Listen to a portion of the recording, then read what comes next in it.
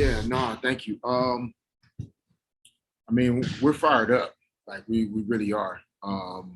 We, we believe that although like our record is what it is, we're not running from that or hiding from that, but we do feel like we have a great opportunity this second part of the season to continue to push forward some of the things that we've already shown, despite our record. We feel like we have a team that's built off of character and integrity and grit.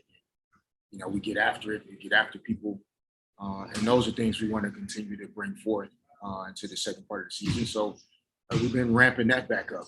Being able to play with a level of intensity and competitive spirit that can carry the day for the most part. And then as we've gotten healthier, great to have Nneka back on the court, Christy back on the court. Sinead's really close as well. I think we can become a more efficient offensive team that will bolster a really solid defense, give us some depth that is much needed, and then, let it all hang out from there. So we've just really been trying to progress the right way with players returning, but it's been fun. And I thought today, the last couple of days, we've been able to, get up and down in some 4-on-4, 5-on-5 situations, and it's been really good to see. When did you guys start as a team?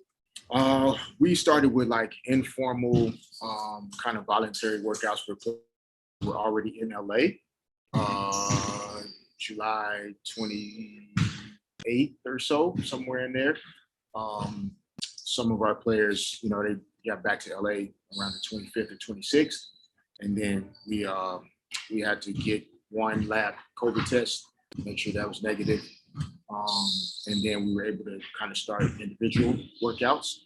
And then as a team collectively, Monday, a week ago, we had the full group. So we've been at it for about a week, but we tried to progress smartly, knowing that we had a few players that haven't played basketball in a couple months.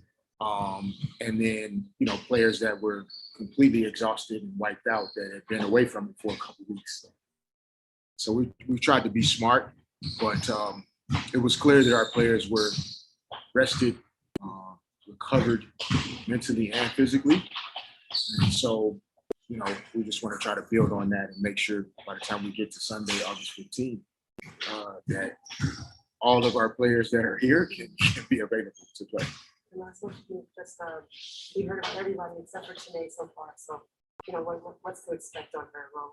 Yeah, no, Sinead is progressing quite well, honestly. She did some of our non-contact things yesterday. Today, we've been covering a lot of just kind of defensive and offensive, updates to some of the things that we did in the first part of the season. She's been able to participate in, but still not any live or full contact work for her just yet. But we're not ruling Sunday out, but we're still going to be smart. It's so good to see her out on the court with her teammates, like we've been able to the last couple of days. But we don't want to get ahead of ourselves and put her in jeopardy, which then puts our team in jeopardy. But she's progressing well. You're hoping to get Deportiva back after the Olympic break. That didn't quite happen. Yeah. How does that kind of change your plan for the rest of this season?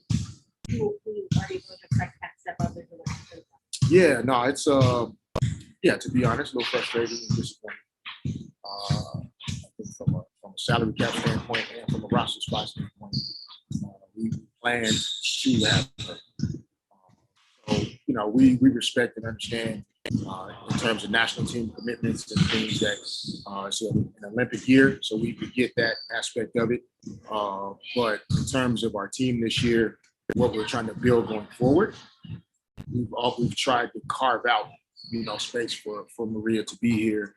And so without her being here, it hurts our team, just to keep it real. But we'll consider what options and alternatives we have as a team, as an organization, on how we want to move forward. We have to have players here, so that we can assess and evaluate how to put this roster together to compete to win now, next year, and moving forward. But it does create opportunity for others. We feel like Lauren Cox kind of landed on and jumped off the plane and was really good for us the last couple of weeks before the break. And that was without really understanding anything about our terminology, about what we want to get accomplished on defensive and offensive possessions. But because of her basketball IQ and her feel for the game, she was able to just kind of find her way. So we think there's an opportunity for her to expand her role and her minutes. We'll have to obviously manage Shanae's minutes, but there's an opportunity there. We'll manage Nneka properly, even though she's always going to look great, but we have to be smart about how far we push her starting out. And then Nia Coffey, who really has been valuable, just like utility player, whether she's guarded centers, fours, threes, twos, she's done everything. There'll still be, great opportunity there for her as well. So we're not going to make any excuses. We got 10 right now that we can go with. And if Shanae's still delayed, Cardi Samuelson's still here with us. She's been great to have and helps us. So we're going to figure it out, though, for sure. And, we're just looking forward to getting started again.